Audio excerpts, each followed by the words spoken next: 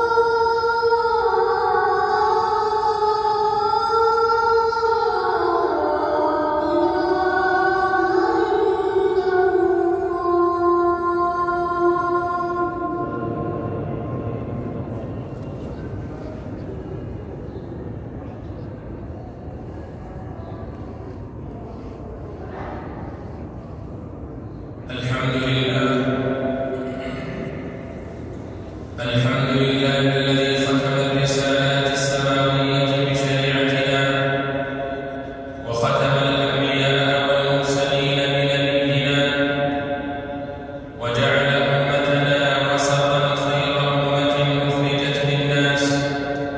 أشهد أن لا إله إلا الله وحده لا شريك له يخلق ما يشاء ويختار، وأشهد أن محمدا عبده ورسوله المصطفى المختار، خيار من خيار، نبي الحق الذي جاء بالصدق، وأفضل الخلق، وأحسنهم في الخلق والخلق، وأفصحهم في النطق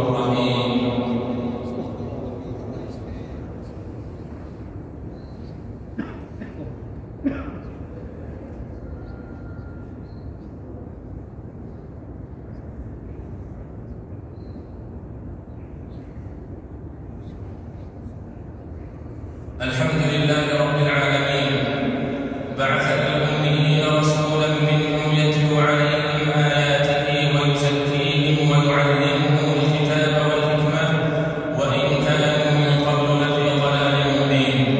معاشر المسلمين، إن من أنفس الدعوات والأذكار الإكثار من الصلاة والسلام على النبي المختار في الغدو والآصال بالعشي والإبكار، فهي للمحبين سمة وعلامة وشعار، وخاصة في يوم الجمعة فإنه أفضل الأيام. فعن أوس بن أوس رضي الله عنه قال: قال رسول الله صلى الله عليه وسلم: إن من أفضل أيامكم يوم الجمعة، فيه خلق آدم، وفيه قبض، وفيه النفخة، وفيه الصعقة، فأكثروا علي من الصلاة فيه، فإن صلاتكم معروضة عليه. رواه أبو داود. فمن أراد من الله الثناء والإكرام والإجلال والإعظام وتذكره الملائكة الكرام ويرفع ذكره ودرجته والمقام، فليكثر من الصلاة على النبي عليه الصلاة والسلام في كل أحواله وأوقاته وسائر الأيام، وخاصة إذا مر ذكره في الكلام. فعن علي بن الحسين عن أبيه رضي الله عنهما أن النبي صلى الله عليه وسلم قال: إن البخيل من ذكرت عنده فلم يصل عليه. رواه الترمذي. وعن أبي هريرة رضي الله عنه أن النبي صلى الله عليه وسلم قال: رغم أنف رجل ذكرت عنده فلم يصل عليه. رواه الترمذي. عباد الله، إن الصلاة على النبي صلى الله عليه وسلم قربة غير مقيدة بزمان ولا مكان، لكنها تتحكم في بعض الأحيان، ومنها عند ذكر اسمه باللسان أو سماعه وقت الأذان. فعن عبد الله بن عمرو بن العاص رضي الله عنهما أنه سمع النبي صلى الله عليه وسلم يقول: إذا سمعتم المؤذن فقولوا مثل ما يقول ثم صلوا عليه، فإنه من صلى علي صلاة صلى الله عليه بها عشرا، ثم سلوا الله لي الوسيلة فإنها منزلة في الجنة لا تنبغي إلا لعبد من عباد الله، وأرجو أن أكون أنا هو، فمن سألني الوسيلة حلت له الشفاعة. رواه مسلم. معاشر المسلمين، وتتحتم مشروعية الصلاة على النبي صلى الله عليه وسلم في عدة أوقات، ومنها في التشهد الأخير، وعند دخول المسجد والخروج منه، وعند الدعاء، وعند مصيبة الهم واجتماع القوم، وبعد إجابة المؤذن، وغير ذلك من المواطن والأوقات المأثورة. عباد الله، إن الصلاة على النبي صلى الله عليه وسلم تحصل بأي صيغة ذكرت وبأي جملة ركبت، وقد وردت فيها صيغ متعددة كلها وافية بالمطلوب كافية في الصلاة على النبي صلى الله عليه وسلم. فعن أبي مسعود الأنصاري رضي الله عنه قال: أتانا رسول الله صلى الله عليه وسلم ونحن في مجلس سعد بن عبادة، فقال له بشير بن سعد: أمرنا الله تعالى أن نصلي عليك يا رسول الله، فكيف نصلي عليك؟ قال: فسكت رسول الله صلى الله عليه وسلم حتى تمنينا أنه لم يسأل، ثم قال رسول الله صلى الله عليه وسلم: قولوا اللهم صل على محمد وعلى آل محمد كما صليت على إبراهيم وعلى آل إبراهيم إنك حميد مجيد، اللهم بارك على محمد وعلى آل محمد كما باركت على إبراهيم وعلى آل إبراهيم إنك حميد مجيد. رواه مسلم.